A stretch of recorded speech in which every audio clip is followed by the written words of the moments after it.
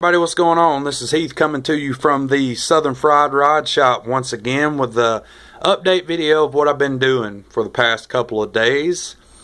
You guys have seen my video for the final on the Fast Jimmy build. Have that done.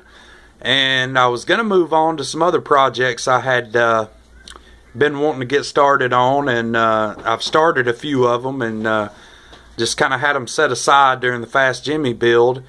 But one day last week, I think it was at the beginning of the week, my stepdaughter went with me to the hobby store, and every time we go, which, you know, she doesn't go with me all the time, but she loves to look at all the pretty paint colors, she says, that are on the shelf. And when we went last week, she happened to stumble across this color right here, which happens to be electric pink, and she just fell in love with that color. And she said, "Will you please build me a pink car?" And of course I said yes, and I said, "Well, pick you out a kit, you know, show me what car you want me to do for you." So she looked around for a little while and she decided on this, the 56 Ford Victoria. She said, "That's the car I want you to build for me, and build it pink." So we got it and brought it home, and I've done some stuff to it. I've got the interior pretty much done. I've got a lot on the body done. I am going to make this just a curbside kit because I'm building it for a 6-year-old. The less I have to repair, the better. So I just kind of thought it over and said I'll build a solid curbside kit, something she can put on her shelf with her dolls and unicorns, and, you know, just have her a pink car. The parts that I have left over from this, the motor and everything, I'm going to save for a 34 Ford truck rat rod I've got coming along on a future build. So I've got those set aside and got the pack marked for that build alone. So I'll know when I get to it where my parts are at. I am going to put her some Pegasus wheels on this car, and she picked out these, which are the chrome daggers. I think they'll look pretty sweet on that car too. She liked them. And I'm also going to put her an Alabama A on the back glass because, like I said, we're from Bama and we roll with the tide in this household. So before I move on and show you what I've got done on the car, I watched a video from Roadhog this morning, and I think he may have put it up a couple of days ago. I'm not for sure, but he was talking about they found out that his niece had cancer. And I just want to let you know, buddy, that my thoughts and prayers go out to you and your family. And we're praying for you. We're praying for your niece, and we hope everything turns out all right. And I just want to let you know that that is a hell of a thing to do, you know, build that car for her. And let me tell you, bud, I'm sure she's going to love it. Because my daughter, she'll come in here all the time checking on her car.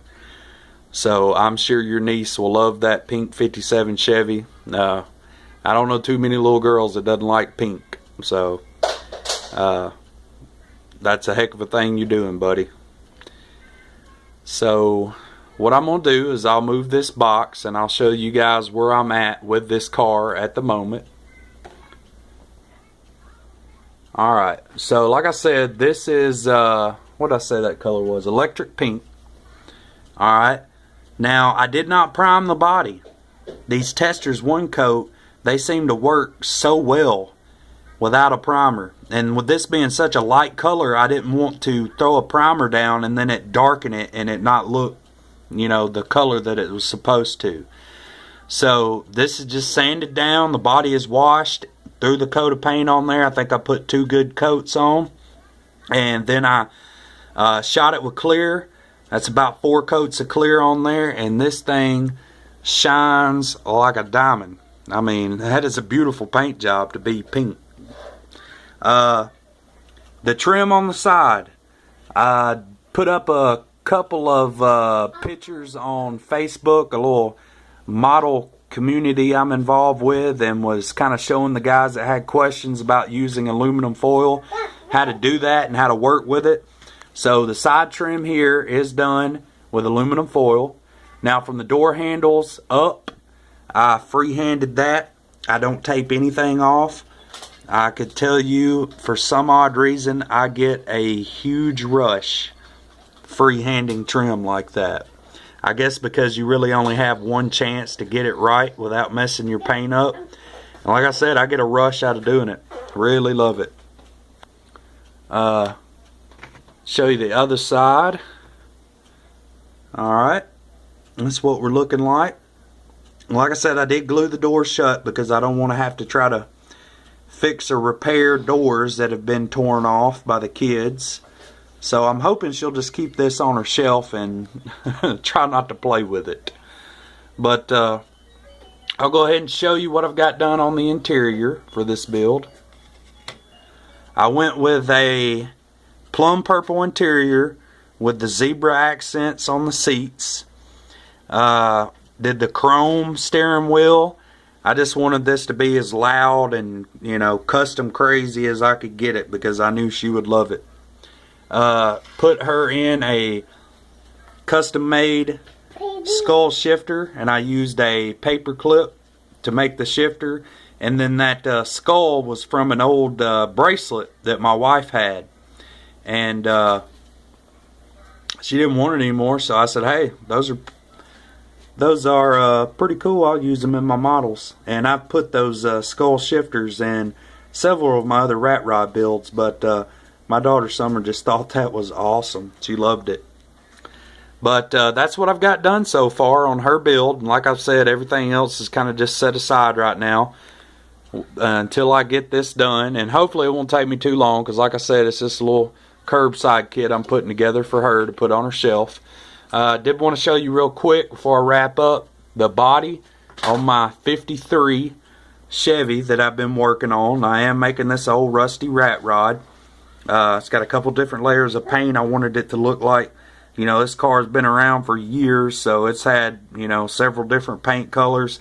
You got an aqua on the bottom, then it's been primered, then it's been shot with another coat of, I think that's satin jade. It's rusted over the years.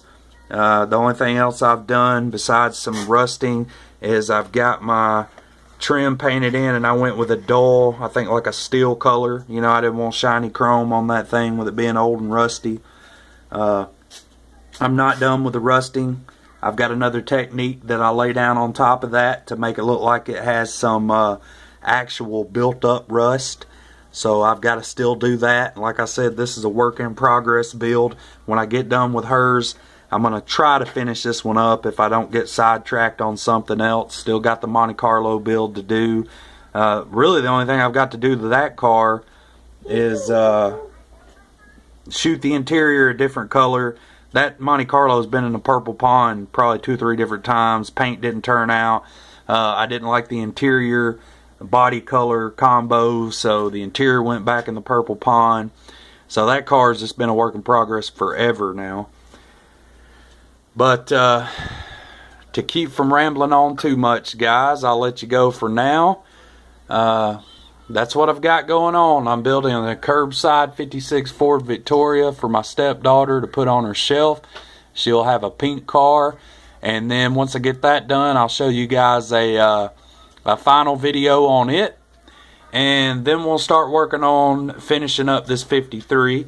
Which I did. If you could already tell, I sanded down the side trim on this car. I've seen several of these 53 Chevys done rat rod style, where the guys on the 1-1 will take off the side trim, and I just think that looked really good on this body to take that side trim off. Now the ones with the trim, I like those too, but I think for this one here, it's just going to look really good with the trim gone. I'm going to do the steely wheels and the white walls. I tell you what, I really wish I can do white walls like Repar Killer. That dude can do some awesome white wall tires. But I still have to use the marker pen. I don't have a airbrush or compressor, so I make do with what I have, and I try to you know, put a couple layers on them and make them look as best as possible, and just kind of go from there. But until next time, guys, this is what I have. This is what I'm working on. I hope everybody has a great day, and hope everybody had a great 4th of July. I had a great 4th, had a great 5th, which was my birthday, turned 30 years old. Yeah, big 3-0. So they said all goes downhill from here, so we'll hope not. But until next time, guys, this is Heath from the Southern Fried Rod Shop, and we'll talk to you soon.